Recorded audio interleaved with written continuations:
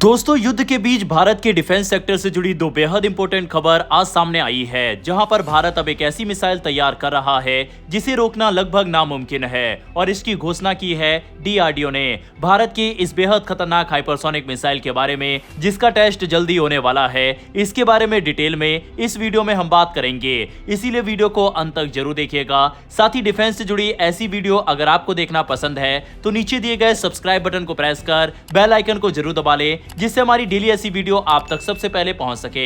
दरअसल भारत की प्रमुख रक्षा संस्था defence research and development organisation यानी डीआरडीओ जल्द ही अपनी शौर्य मिसाइल के अपग्रेडेड नेक्स्ट जनरेशन यानी एनजी वर्जन का टेस्ट करने की तैयारी में है। ये एक hypersonic surface to surface missile है जिसे खास तौर पर तेज और सटीक हमले के लिए डिजाइन किया गया है।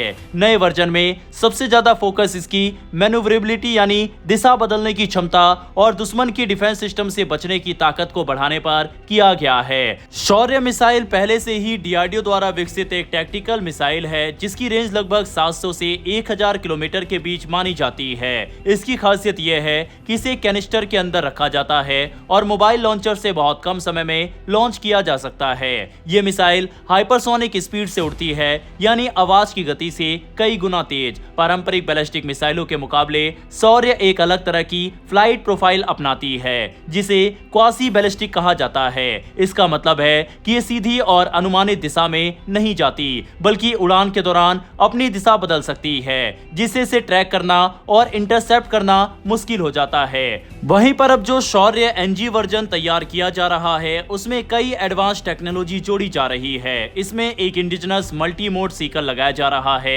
जो बेहद तेज गति और ऊंचे तापमान में भी काम कर सकेगा।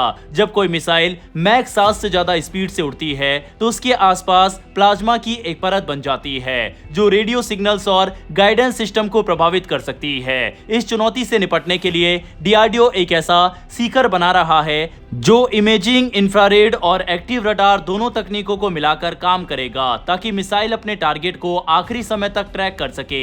इस मिसाइल की एक और बड़ी ताकत इसकी टर्मिनल फेज यानी आखिरी कुछ सेकंड में देखने को मिलेगी। टारगेट से टकराने से पहले के 30 से 60 सेकंड में यह मिसाइल तेजी से अपनी दिशा बदल सकती है, जिसे जिकिंग मैन्यूवर कहा जाता है। लगभग 2.5 किलोमीटर प्रति सेकंड की स्पीड से उड़ती हुई मिसाइल अगर लगातार जिग जैग मूवमेंट करे तो किसी भी डिफेंस सिस्टम के लिए उसे रोकना बेहद कठिन हो जाता है। इसी तरह की मिसाइल हमने हाल ही में ईरान इजराइल युद्ध के समय भी देखी थी, जिसे डांसिंग मिसाइल कहा जाता था। शौर्य एनजी का फ्लाइट प्रोफाइल भी इसे खास बनाता है। लॉन्च के बाद ये करीब 50 किलोमीटर की ऊंचाई तक जाती है। बैलिस्टिक मिसाइल की तरह ऊंचा आर्क बनाने की बजाय वातावरण के ऊपरी हिस्से में ही रहकर हाई स्पीड पर उड़ती है। इससे ये अपनी फिन्स के जरिए हवा में ही दिशा बदल सकती है और दुश्मन के रडार के लिए इसका अंतिम टारगेट अनुमान लगाना मुश्किल हो जाता है। इसके अलावा इस मिसाइल के लॉन्च सिस्टम में भी सुधार किया गया है। ये कोल्ड लॉन्च तकनीक का इस्तेमाल करती है, जिसमें पहले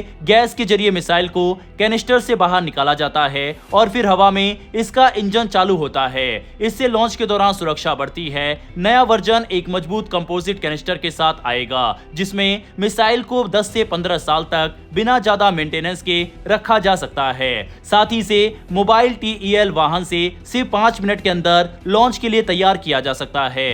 कुल मिलाकर शौर्य एनजी भारत की डिटरेंस क्षमता को और मजबूत करने की दिशा में एक बड़ा कदम है। ये मिसाइल बैलिस्टिक मिसाइल की स्पीड और क्रूज मिसाइल की मैन्यूवरेबिलिटी का कॉम्बिनेशन है जो इसे भविष्य के एडवांस डिफेंस सिस्टम के खिलाफ भी प्रभावी बनाएगा।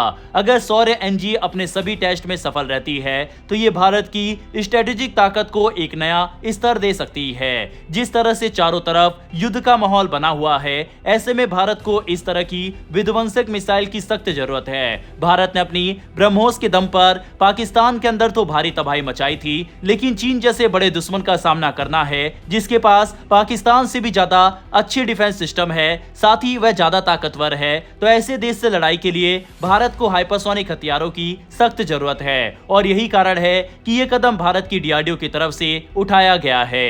इसके अलावा हमने हाल ही में ईरान इजराइल युद्ध में भी देखा है कि किस तरह से हाइपरसोनिक मिसाइलों को रोकने में डिफेंस सिस्टम विफल रहा है। मिसाइल और ड्रोन आने वाले समय में युद्ध का पूरा रूप बदलने वाला है। ऐसे में भारत की ये ताकत भारत को काफी आगे ले जाने वाली है। बहरहाल भारत के इन महान वैज्ञानिकों के लिए कमेंट बॉक्स में एक जय हिंद तो बनता है, जो कि भारत को मिसाइल के क्षेत्र में तो बाकी देशों के बराबर या उनसे आगे रखते हैं। यहां तक अगर आपने वीडियो को देखा है तो वीडियो को लाइक करके हमें सपोर्ट करने के लिए नीचे दिए गए सब्सक्राइब बटन को प्रेस कर बेल आइकन को दबा ले, जिससे हमारी डेली ऐसी वीडियो आप तक सबसे पहले पहुंच सके। फिर मिलेंगे ऐसी एक नई वीडियो के साथ। धन्यवाद। जय हिंद, जय भारत।